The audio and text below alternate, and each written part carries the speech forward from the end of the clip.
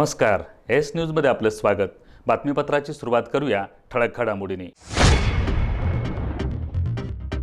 मराठा आरक्षणावर उद्यापासून सर्वोच्च न्यायालयात सुनावणी। खासदार संभाजीराजेंनी लिहिलं मुख्यमंत्र्यांना पत्र। आम आदमी पार्टी कोल्हापूर महानगरपालिका निवडणूक रिंगणात। शिक्षणाबरोबरच आरोग्य सुविधा पुरवणं पक्षाचा अजेंडा। राज्य प्रभारींची माहिती।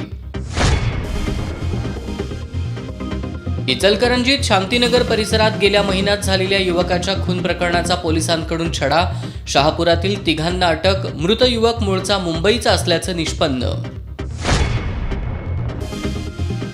ऊसतोड मजूर पुरवतो म्हणून 7.5 लाख रुपये घेऊन फरार झालेला संजय जाधव पोलिसांच्या जाळ्यात। स्थानिक गुन्हेन्वेषण शाखेनं पुण्यातून केली अटक।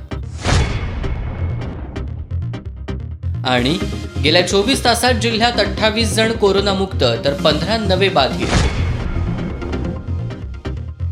हे आहे GTPL SPN डिजिटल नेटवर्क आणि आपण पाहत आहात चॅनल एस। आता वळूयात सविस्तर बातमींकडे। मराठा आरक्षणावर उद्या म्हणजे सोमवारपासून सर्वोच्च न्यायालयात सुनावणी सुरू होणार आहे। त्या पार्श्वभूमीवर खासदार संभाजीराजे छत्रपती यांनी राज्य सरकार आणि मुख्यमंत्र्यांना पत्र पाठवलंय। मराठा आरक्षणाची सुनावणी लांबू नये यासाठी राज्य शासनाने वेळकाढूपणा न करता अत्यंत मुद्देसूद आणि अभ्यासपूर्ण मांडणी करून मराठा आरक्षणाच्या अंमलबजावणीवरील स्थगिती उठवण्यासाठी प्रयत्न करावेत, अशी मागणी त्यांनी या पत्राद्वारे केली आहे। मराठा आरक्षणासाठी मुख्यमंत्री उद्धव ठाकरे यांना पत्र लिहून त्यांनी मराठा आरक्षणाच्या तांत्रिक आणि कायदेशीर बाबी मांडल्यात। मराठा समाजाला मिळालेलं आरक्षण सध्या न्यायप्रविष्ट असलं तरी पूर्वी या समाजाला आरक्षण मिळत होतं। सन 1968 पासून हा समाज आरक्षणापासून वंचित असल्यानं तो शैक्षणिक आणि सामाजिक दृष्ट्या मागास राहिलाय। हे मागासलेपण दूर व्हावं यासाठी मराठा समाजानं उभारलेल्या लढ्याची दखल घेऊन सन 2018 मध्ये या समाजाला शिक्षणात आणि नोकरीत आरक्षण लागू केलंय, असं संभाजीराजे यांनी सदर पत्रात म्हटलंय। सुनावणीवेळी महत्त्वाचे असणारे तांत्रिक मुद्दे सर्वोच्च न्यायालयाच्या निदर्शनास आणून देणं गरजेचं आहे। न्यायालयात मांडण्यात येणारे मुद्दे सिद्ध करण्यासाठी कोणतीही कसर राहू नये यासाठी राज्य शासनानं कटिबद्ध राहावं, असंही त्यांनी पत्रात म्हटलंय। या पत्राची प्रत शरद पवार, अजित पवार, विरोधी पक्षनेते देवेंद्र फडणवीस यांच्यासह मराठा आरक्षण मंत्रिमंडळ उपसमितीचे अध्यक्ष आणि सर्व सदस्यांनाही दिली आहे। आम आदमी पार्टी कोल्हापूर महानगरपालिकेच्या 81 जागा लढवणार आहे। या निवडणुकीत चांगले शिक्षण, चांगले आरोग्य सुविधा आणि भ्रष्टाचार मुक्त कोल्हापूर हा प्रमुख अजेंडा घेऊन आम आदमी पार्टी या निवडणुकीत उतरणार आहे, अशी माहिती आम आदमी पार्टीचे राज्य प्रभारी दुर्गेश पाठक यांनी पत्रकार बैठकीत दिली।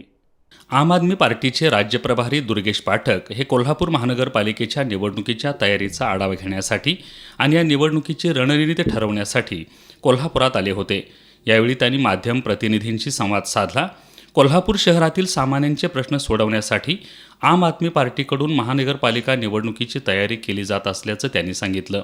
महापालिकेच्या 81 प्रभागात आम आदमी पार्टीचे उमेदवार उभे करणार आहे।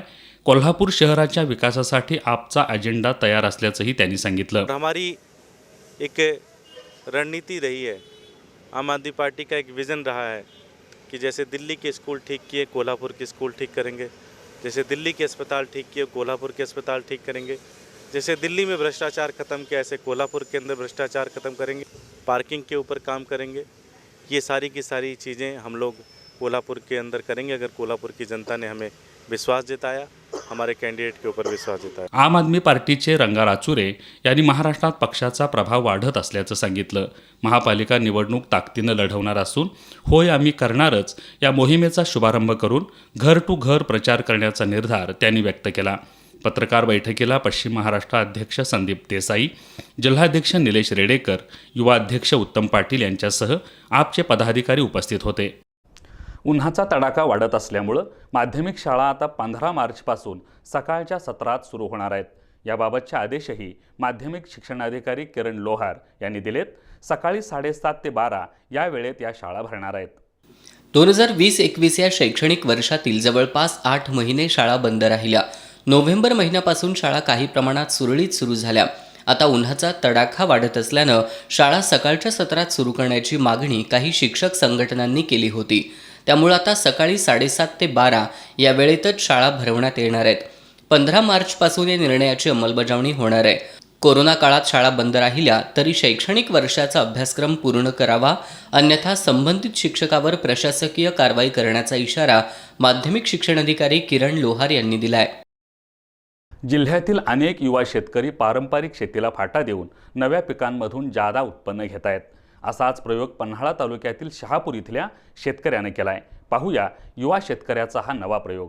कोल्हापूर जिल्ह्यात प्रामुख्याने ऊस शेती अधिक आहे. मात्र गेल्या काही दिवसांपासून ऊसासाठी मिळणारे उत्पन्न आणि पिकासाठी घेतला जाणारा खर्च पाहता ऊस शेती परवडत नसल्याचं काही शेतकऱ्यांचं मत आहे.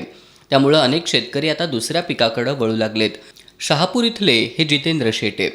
पारंपरिक शेती पद्धतीला फाटा देऊन या शेतकऱ्यानं शेतीमध्ये काहीतरी नवं करण्याचं ठरवलं. त्यानुसार शेटे यांनी 1 एकर क्षेत्रात बेबी कॉर्नचं पीक घेतलं. 1 एकर क्षेत्रासाठी त्यांना साधारणपणे 10,000 रुपये खर्च आलाय. हे पीक 70 दिवसांचं असून आता सध्या या पिकाची काढणी सुरू आहे. दररोज 4 ते 5 मजूर बेबी कॉर्नची काढणी करतात. या बेबी कॉर्नला 7,000 रुपये प्रति टन इतका दर मिळतोय. शिल्लक मका जनावरांसाठी चारा म्हणून वापरला जातो. चाऱ्याला 2,500 रुपये प्रति टन इतका दर मिळतोय. एकूण 70 दिवसात 1 एकर क्षेत्रातून सर्व खर्च वजा जाता साधारणपणे 80 ते 85,000 रुपये उत्पन्न शेटे यांनी मिळवलंय. नांगरट वगैरे ते 10,000 रुपये माझा खर्च झालेला आहे आणि 70 दिवसाचं हे पीक आहे. 25 डिसेंबर ह्याची मी लागण केलेली आहे. 25 डिसेंबरला लागण केल्यानंतर माझा हा गुरुपुष्य अमृत मुहूर्तावर ह्याची माझी छाटणी चालू आहे. आज अखेर माझा 5 टन माल गेला आहे. ह्याचा दर 7,000 रुपये टन आहे आणि ह्याची वैरण जी आहे ती 2,500 रुपये टन प्रमाणे ही विकली जात आहे. तरी 1 एकरामध्ये ह्याचे सरासरी उत्पन्न 80 ते 85,000 रुपये येत आहे.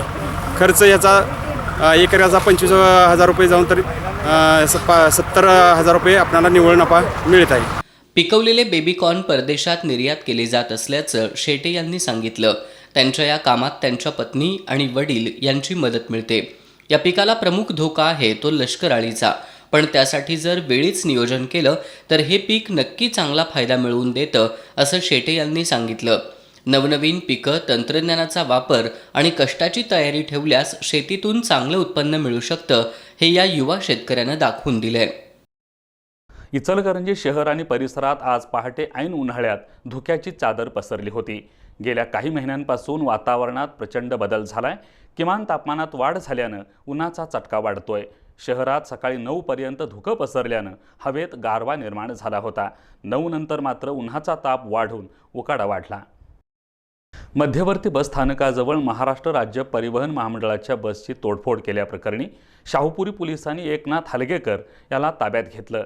त्याला न्यायालयासमोर हजर केला असता न्यायालयानं त्याला 20 मार्चपर्यंत पोलीस कोठडी सुनावली आहे. शनिवारी शिवसेना पदाधिकाऱ्यांवर बेळगाव इथं हल्ला करण्याचा प्रयत्न झाल्यानं कोल्हापुरात शिवसेनेनं कर्नाटकच्या एसटी बसला काळं फासत आंदोलन केलं होतं. ही घटना ताजी असताना महाराष्ट्र एसटी बसची तोडफोड झाल्यानं काही काळ वातावरण तणावपूर्ण बनलं होतं. एसटी बस तोडफोड प्रकरणी शाहूपुरी पोलिसांनी एकनाथ हलगेकर याला ताब्यात घेतलं होतं.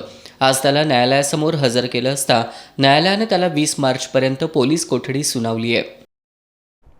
इचलकरंजीतल्या शांतीनगर परिसरात 24 फेब्रुवारी रोजी खून झालेला युवक मुंबईचा असल्याचं पोलीस तपासात निष्पन्न झालंय. अजय कांबळे असं त्या युवकाचं नाव असून पोलिसांनी या खून प्रकरणाचा छडा लावत अजय कमतुनरे, तेजस गोरे, शक्ती इंगळे या तिघांना आज पहाटेच्या सुमारास अटक केली. तर यातील एक जण रेकॉर्डवरील गुन्हेगार असल्याचं पोलिसांनी सांगितलं. शांतीनगर परिसरातील अजय कांबळे या युवकाचा 24 फेब्रुवारी रोजी खून झाला होता. या खून प्रकरणाचा स्थानिक गुन्हे अन्वेषण शाखा, गावभाग, शिवाजीनगर, शहापूर पोलिसांनी छडा लावलाय. या खून प्रकरणी पोलिसांनी शहापूर इथले अजय कामतनुरे, तेजस गोरे आणि शक्ती इंगळे या तिघांना आज पहाटेच्या सुमारास अटक केली. त्यांच्याकडून गुन्ह्यात वापरलेली मोटरसायकल पोलिसांनी जप्त केली आहे. तपासात हा युवक मूळचा मुंबईतील असल्याचं समोर आलंय. पोलीस उपअधीक्षक बीबी महामुनी यांच्या विशेष पथकातील पोलीस अंमलदार सुरेंद्र वळवी, पोलीस नाईक सुनील पाटील, सुहास शिंदे, कॉन्स्टेबल मोहसिन पठाण, प्रदीप पाटील यांच्या पथकानं आरोपींच्या मुसक्या आवळल्या. या कामगिरीबद्दल जिल्हा पोलीस प्रमुख शैलेश बलकवडे यांनी या पथकाला 20,000 रुपयांचं बक्षीस जाहीर केलं आहे. बातम्यांच्या ताज्या अपडेट्ससाठी एस न्यूज कोल्हापूर या यूट्यूब चॅनलला जरूर सबस्क्राईब करा. त्याचबरोबर एस न्यूज कोल्हापूर हे मोबाईल ॲप डाउनलोड करा. इथं घेऊयात एक छोटीशी विश्रांती. पाहत रहा एस न्यूज.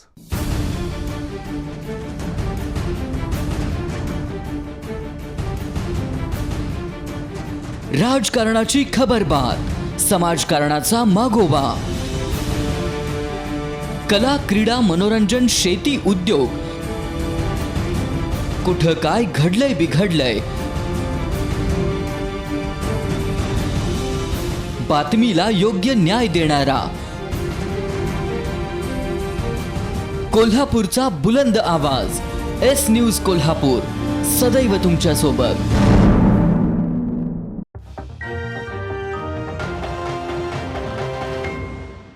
ब्रेकनंतर आपलं पुन्हा एकदा स्वागत. महाराष्ट्र कर्नाटक सीमावाद उफाळून आल्यानं कोल्हापूर बेळगाव महामार्गावरील बस वाहतूक आजही ठप्प राहिली. त्यामुळं एसटीच्या कोल्हापूर विभागाचं दररोजचं 2 ते 2.5 लाख रुपयांचं उत्पन्न घटलंय. बेळगावात शिवसैनिकांनी कर्नाटकच्या वाहनांवर जय महाराष्ट्र लिहून केलेल्या आंदोलनामुळं शुक्रवारी महाराष्ट्र आणि कर्नाटक सीमावाद उफाळून आला. या पार्श्वभूमीवर महाराष्ट्र कर्नाटक या दोन्ही राज्यांनी बससेवा बंद ठेवली. कोल्हापूर आगाराच्या बसेसना कोंगनोळी टोल नाक्यातून आत प्रवेश दिला जात नसल्यानं या आगाराच्या दररोजच्या 26 फेऱ्या बंद ठेवाव्या लागल्याचं आगार व्यवस्थापक अमर पाटील यांनी सांगितलं. मध्यवर्ती बसस्थानकात आज कर्नाटक राज्यात जाणाऱ्या प्रवाशांकडून बससेवा कधी सुरू होणार अशी विचारणा होऊ लागली आहे. मात्र आजही बससेवा बंद राहिली. वाहतूक नियंत्रण कक्षाकडून याबाबतची माहिती ध्वनिक्षेपकाद्वारे दिली जात होती. कोल्हापूर बेळगाव ही बससेवा बंद राहिल्यानं कोल्हापूर आगाराचं दररोजचं 2 ते 2.5 लाख रुपयांचं उत्पन्न घटलंय. पाण्या वाचून तडफडणाऱ्या पक्ष्यांसाठी वृक्षप्रेमी वेलफेअर संस्थेच्या वतीनं आज महावीर कॉलेज इथं जलपात्र निर्मिती कार्यशाळेचं आयोजन करण्यात आलं होतं. हे जलपात्र घरोघरी पोहोचवण्याचा संस्थेचा संकल्प आहे. या कार्यशाळेमध्ये असंख्य रंगीबेरंगी जलपात्र तयार करण्यात आली. संस्थेच्या वतीनं भविष्यात विविध सामाजिक संस्था, शालेय आणि महाविद्यालयीन विद्यार्थ्यांच्या माध्यमातून अशा पद्धतीच्या जलपत्राची निर्मिती केली जाणार आहे. नाममात्र किमतीमध्ये ही जलपात्र घरोघरी पोहोचवली जाणार आहेत. ही कार्यशाळा प्रकल्प अधिकारी सर्पमित्र अक्षय कांबळे यांच्या मार्गदर्शनाखाली पार पडली. या कार्यशाळेत वृक्षप्रेमी संस्थेचे सतीश कोरडे, परितोष उरकुडे, नितीन डोईफोडे, साजिद शेख, विशाल पाटील, अमर पवार, शिवम जाधव, अभिजित गडकरी आदी सहभागी झाले होते. वळिवडी इथल्या रस्त्यासाठी पालकमंत्री सतेज पाटील यांच्या प्रयत्नातून 65 लाखांचा निधी मंजूर झालाय. आज या काँक्रिटीकरण रस्त्याच्या कामाचा शुभारंभ नामदार सतेज पाटील यांच्या हस्ते करण्यात आला. करवीर तालुक्यातील वळिवडे इथल्या वळिवडे कॉर्नरपासून गावात जाणारा मुख्य रस्ता अतिशय खराब झाला होता. या रस्त्यावरून जाताना वाहनधारकांचं आणि नागरिकांचे खूप हाल होत होते. पावसाळ्यात तर या रस्त्यावर अक्षरशः चिखलाचं साम्राज्य असतं. त्यामुळे पालकमंत्री सतेज पाटील यांच्या प्रयत्नातून या रस्त्याचं काँक्रिटीकरण, डांबरीकरण आणि रस्त्याच्या दोन्ही बाजूच्या गटर्स बांधणीसाठी 65 लाखांचा निधी मंजूर झाला. या कामाचं आज सकाळी पालकमंत्र्यांच्या हस्ते उद्घाटन करण्यात आलं. उद्घाटनानंतर नामदार सतेज पाटील यांनी रस्त्याची पाहणी करून संबंधितांना आवश्यक त्या सूचना दिल्या. यावेळी माजी पंचायत समिती सभापती प्रदीप झांबरे, पंचायत समिती सदस्या शोभा राजमाने, विजय चौगले, उपसरपंच सुषमा शिंगे, माजी उपसरपंच प्रकाश शिंदे, वंदना पाटील, अरुण पोवार, हेमलता माने, राजाराम कुसाळे, भगवान पळसे, सैनाज नदाफ, सुरेखा चव्हाण, उज्ज्वला पोवार, वैशाली घाटगे, अनिता खांडेकर, संगीता चव्हाण, विलास मोहिते, सचिन चौगुले, दीपक पासांना, बळी खांडेकर, सुहास तामगावे, अमर निरंकारी आदी उपस्थित होते. ऊसतोड मजूर पुरवतो असं सांगून 7.5 लाख रुपयांची अनामत घेऊन 2014 पासून फरार असलेल्या संजय जाधव याला आज स्थानिक गुन्हे अन्वेषण शाखेच्या पोलिसांनी पुण्यातून ताब्यात घेतलंय. LCBचे पोलीस निरीक्षक तानाजी सावंत यांच्या मार्गदर्शनाखाली ही कारवाई करण्यात आली आहे. हातकणंगले तालुक्यातील नरंदे इथं प्रकाश चौगुले हे ऊस वाहतूक ठेकेदार राहतात. 2014 साली चौगुले यांनी बीड जिल्ह्यातील परळी इथं राहणाऱ्या संजय जाधव याला ऊसतोड मजूर पुरवण्यासाठी 7.5 लाख रुपये अनामत म्हणून दिले होते. मात्र पैसे घेऊनही मजूर न पुरवता संजय जाधव पसार झाला होता. यानंतर चौगुले यांनी दिलेल्या फिर्यादीवरून संजय जाधव याच्या विरोधात पेठ वडगाव पोलीस ठाण्यात फसवणुकीचा गुन्हा दाखल करण्यात आला होता. मात्र गुन्हा दाखल झाल्यापासून संजय जाधव हा पोलिसांना मिळून आला नव्हता. आज स्थानिक गुन्हे अन्वेषण शाखेच्या पथकानं गेली 7 वर्षांपासून फरार असणाऱ्या संजय जाधव याला पुण्यातून ताब्यात घेतलंय. वळूयात पुढच्या बातमीकडे. कोरोनाच्या बाबतीत आजचा दिवस कोल्हापूर जिल्ह्यासाठी थोडा दिलासा देणारा ठरला. आज सायंकाळी 5 वाजेपर्यंतच्या 24 तासात 28 जण कोरोनामुक्त झाले, तर 15 नवे कोरोनाबाधित आढळून आले. या कालावधीत एकाचाही मृत्यू झालेला नाही. सध्या 293 रुग्णांवर उपचार सुरू आहेत. आज रविवारी सायंकाळी 5 वाजता संपलेल्या 24 तासात 941 स्वॅब चाचणी अहवाल प्राप्त झाले. त्यापैकी 897 अहवाल निगेटिव्ह आले, तर 18 स्वॅब नाकारण्यात आले. गेल्या 24 तासात नव्या 15 कोरोनाबाधितांची नोंद झाली आहे. या रुग्णांमध्ये कोल्हापूर शहरातील 5, आजरा तालुक्यातील 1, हातकणंगले तालुक्यातील 1, करवीर तालुक्यातील 3, सर्व नगरपालिका क्षेत्रातील मिळून 4 आणि अन्य जिल्ह्यातून आलेल्या एका रुग्णाचा समावेश आहे. या नव्या 15 रुग्णांसह जिल्ह्यातील आत्तापर्यंतची एकूण कोरोनाबाधित रुग्णांची संख्या 50,874 झाली आहे. गेल्या 24 तासात 28 रुग्णांना डिस्चार्ज देण्यात आलाय. त्यामुळे डिस्चार्ज दिलेल्या रुग्णांची एकूण संख्या 48,831 झाली आहे. दिलासादायक बाब म्हणजे गेल्या 24 तासात एकाही कोरोनाबाधिताचा मृत्यू झालेला नाही. त्यामुळं 1,750 ही मृतांची संख्या स्थिर आहे. सध्या जिल्ह्यात 293 जणांवर कोरोनाचे उपचार सुरू आहेत. 3 राज्यात रोटरी इंटरनॅशनलकडून सबला उपक्रमाची सुरुवात करण्यात येणार असल्याची माहिती रोटरीचे साहिल गांधी यांनी पत्रकार परिषदेत दिली. या उपक्रमाअंतर्गत शालेय मुलींना मासिक पाळीबद्दल जनजागृती करण्यात येणार आहे. रोटरी इंटरनॅशनल डिस्ट्रिक्ट 3170 यांच्यामार्फत पश्चिम महाराष्ट्र, गोवा आणि उत्तर कर्नाटक या 3 राज्यात सबला म्हणजेच सक्षम बलशाली लाडली हा उपक्रम राबवण्यात येणार आहे. हा उपक्रम 3 टप्प्यांमध्ये घेण्यात येणार असून पहिल्या टप्प्यात शाळेत जाऊन मुलींना मासिक पाळीबद्दल माहिती आणि जनजागृती केली जाणार आहे. दुसऱ्या टप्प्यात पर्यावरणपूरक सॅनिटरी नॅपकिनचं वाटप आणि तिसऱ्या टप्प्यामध्ये सबला सॅनिटरी नॅपकिन बँक उभारून या माध्यमातून मदत उभारली जाणार आहे, अशी माहिती रोटरीचे साहिल गांधी यांनी दिली. सबला उपक्रमांतर्गत 5 लाख सॅनिटरी नॅपकिन्स वाटपाचं उद्दिष्ट ठेवण्यात आलंय. रोटरी इनरव्हील या संस्थेचा मोलाचा हातभार लागल्याचं उत्कर्षा पाटील यांनी सांगितलं. यावेळी हेतल सोमय्या, अभिजित पाटील, अक्षय पुरोहित आदी उपस्थित होते. कुंभी कासारी साखर कारखान्याची 59वी वार्षिक ऑनलाईन सभा आज झाली. या सभेत इथेनॉल प्रकल्प उभारणीसाठी मान्यता देण्यात आली. अध्यक्षस्थानी अध्यक्ष चंद्रदीप नरके होते. सभेतील प्रास्ताविकात अध्यक्ष चंद्रदीप नरके यांनी अतिरिक्त साखर उत्पादनामुळे गेल्या 4 वर्षापासून साखरेच्या दरात घसरण झाल्यानं उद्योग आर्थिक अडचणीत आल्याचं सांगितलं. इथेनॉल उत्पादन करणं ही काळाची गरज असून या सभेत इथेनॉल प्रकल्पाचा पहिला टप्पा उभारण्याचा प्रस्ताव ठेवण्यात आला. यावेळी कारखान्याची देणी भागवून इथेनॉल प्रकल्प करावा, कोरोना संपल्यानंतर विशेष सर्वसाधारण सभा बोलवावी, मगच इथेनॉल प्रकल्पाबाबत निर्णय व्हावा, अशा सूचना करण्यात आल्या. अध्यक्ष नरके यांनी पूर्वीच्या वार्षिक सभेत इथेनॉल प्रकल्पाला विरोध झाला, त्यामुळे आपण आर्थिक संकटात आल्याचं सांगितलं. याबाबत सविस्तर चर्चा होऊन इथेनॉल प्रकल्प उभारणीस मान्यता देण्यात आली.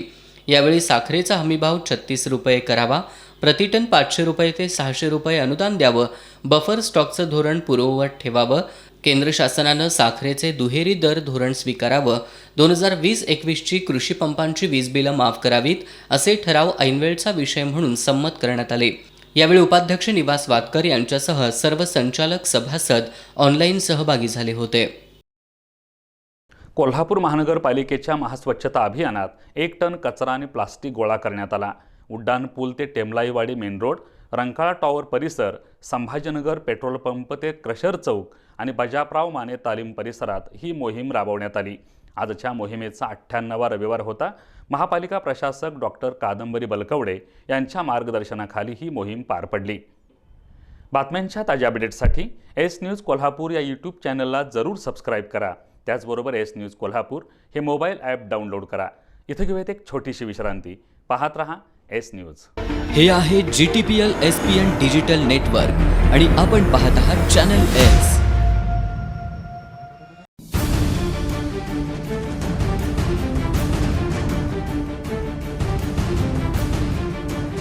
राजकारणाची खबरबात, समाजकारणाचा मागोवा, कला, क्रीडा, मनोरंजन, शेती, उद्योग, कुठं काय घडलंय बिघडलंय, बातमीला योग्य न्याय देणारा, कोल्हापूरचा बुलंद आवाज, एस न्यूज कोल्हापूर, सदैव तुमच्या सोबत.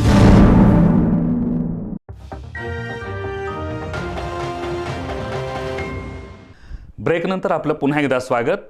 कोरोना काळातील वीज बिलं भरावीच लागतील असं सांगून जनतेच्या जखमेवर मीठ चोळणाऱ्या ऊर्जामंत्री डॉक्टर नितीन राऊत यांच्या प्रतिकात्मक पुतळ्याचं आम्ही वीज बिल भरणार नाही कृती समितीच्या वतीनं दहन करण्यात आलं. यावेळी ऊर्जामंत्री डॉक्टर राऊत यांच्या निषेधाच्या घोषणा देण्यात आल्या. अर्थसंकल्पीय अधिवेशनादरम्यान ऊर्जामंत्री नितीन राऊत यांनी कोरोना काळातील वीज बिलं भरावी लागतील, अन्यथा वीज पुरवठा खंडित करण्याची कारवाई करणार असल्याचं सांगितलं. त्यामुळे संतप्त झालेल्या कृती समितीच्या सदस्यांनी नामदार राऊत यांच्याविषयी तीव्र भावना व्यक्त केल्या. ऊर्जामंत्री नितीन राऊत यांचा निषेध व्यक्त करत समितीच्या वतीनं त्यांच्या प्रतिकात्मक पुतळ्याचं मिरजकर तिकटी इथं दहन करण्यात आलं. यावेळी कृती समितीचे निमंत्रक निवासराव साळोखे, कोल्हापूर जिल्हा लॉरी ऑपरेटर असोसिएशनचे जिल्हाध्यक्ष सुभाष जाधव, अशोक भंडारे, बाबा पार्टे, ॲडव्होकेट बाबा इंदुलकर, सचिन घाटगे, स्वप्नील पार्टे आदी उपस्थित होते. शिरोळ तालुक्यातील कनवाड इथं जमात-ए-इस्लामी हिंद महाराष्ट्र अंतर्गत आयडियल रिलीफ कमिटी ट्रस्टच्या वतीनं महापुरात पडलेल्या घरांपैकी 34 पक्की घरं बांधून देण्यात आली आहेत. संबंधित लाभार्थ्यांना आरोग्य राज्यमंत्री राजेंद्र पाटील यड्रावकर यांच्या हस्ते नव्या घराच्या चाव्या देण्यात आल्या. 2019 साली आलेल्या महापुराचा सर्वाधिक फटका शिरोळ तालुक्याला बसला. तालुक्यातील कनवाड या गावातील अनेक घरांचं या महापुरामुळं मोठं नुकसान झालं. ही घरं जमात-ए-इस्लामी हिंद महाराष्ट्र अंतर्गत आयडियल रिलीफ कमिटी ट्रस्टच्या वतीनं बांधण्यात आली.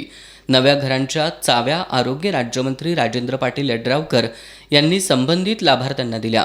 ट्रस्टनं पक्की घरं बांधून जातीपातीला छेद दिल्याचे गौरवोद्गार नामदार राजेंद्र पाटील यड्रावकर यांनी काढले. कुटुंबाला शासनानं 92,000 रुपये आम्ही दिले. 92,000 रुपयेमध्ये एखादा म्हशीचा गोटासुद्धा आता होऊ शकत नाही. ही आजची ही सगळी वस्तुस्थिती आहे. आणि म्हणून वेगवेगळ्या संघटना आल्या. त्या ठिकाणी आज कनवाड गावामध्ये 34 घरं आपण त्या ठिकाणी बांधून देतो.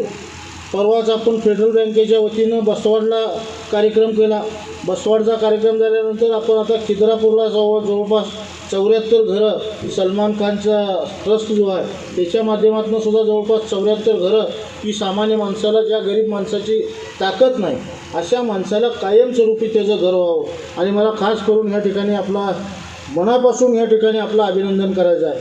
शेवट त्याला आपण नुसतं त्याच्याकडचे पैसे फक्त घेऊन नाही तर जवळपास 3,20,000 रुपये आपण त्याला एकंदरीत प्रत्येक घराला खर्च करून नुसतं त्याचं 2 खोल्याचं घर आणि त्याला बाथरूम आणि त्याचं टॉयलेट असता कामा नाही तर आपण त्याच्यावर सुद्धा त्याला उद्या त्याची आर्थिक परिस्थिती सुधारली, त्याची मुलं मोठी झाली. मुलं मोठी झाल्यानंतर असा प्रश्न तयार होतो की 2 खोलीत आई वडील मुलगा या सगळ्यांनी येणारी सून हे कशाने राहायचं कसं.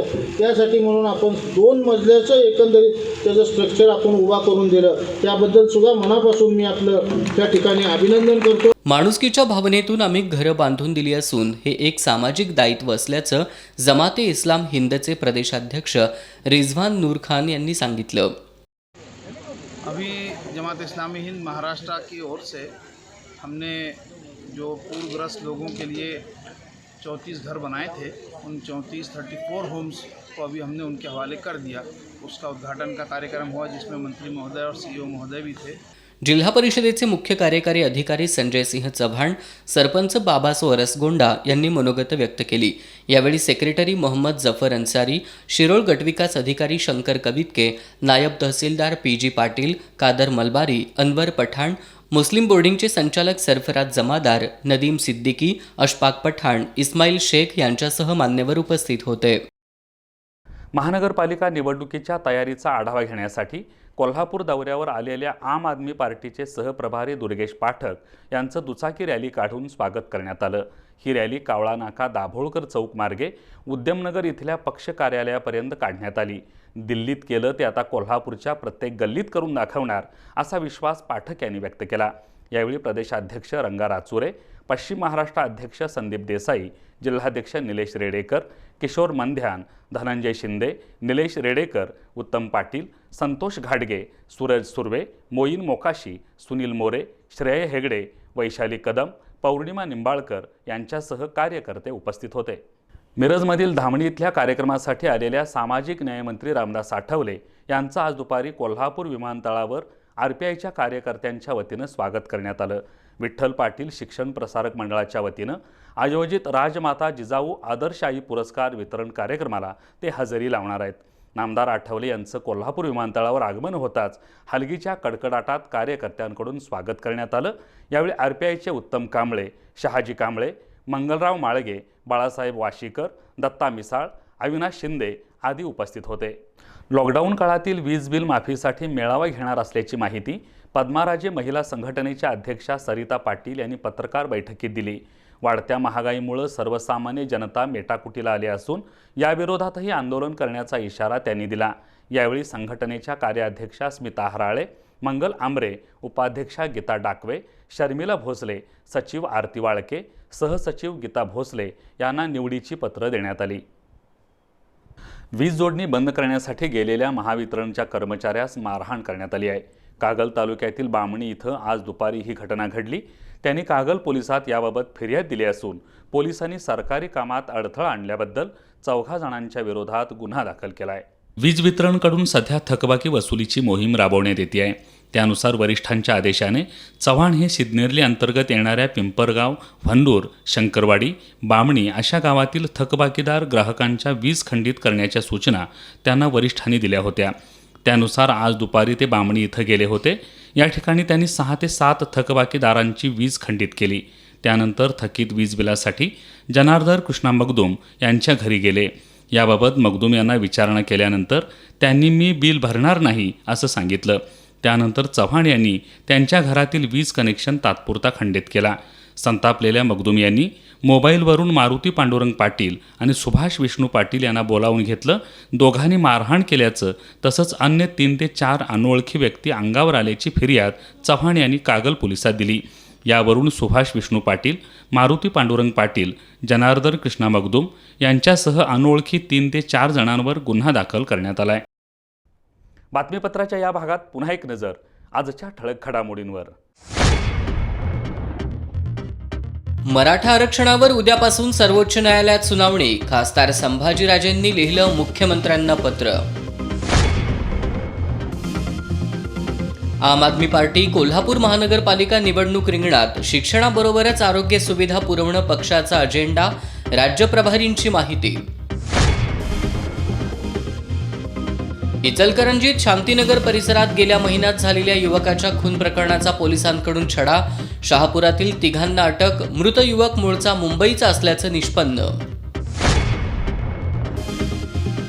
ऊसतोड मजूर पुरवतो म्हणून 7.5 लाख रुपये घेऊन फरार झालेला संजय जाधव पोलिसांच्या जाळ्यात। स्थानिक गुन्हेन्वेषण शाखेनं पुण्यातून केली अटक। आणि गेल्या 24 तासात जिल्ह्यात 28 जण कोरोनामुक्त तर 15 नवे बाधित। हे आहे GTPL SPN डिजिटल नेटवर्क आणि आपण पाहत आहात चॅनल एस। बातम्यांच्या ताज्या अपडेट्ससाठी एस न्यूज कोल्हापूर या यूट्यूब चॅनलला जरूर सबस्क्राईब करा। त्याचबरोबर एस न्यूज कोल्हापूर हे मोबाईल ॲप डाउनलोड करा। याबरोबरच हे बातमीपत्र संपलं। नमस्कार।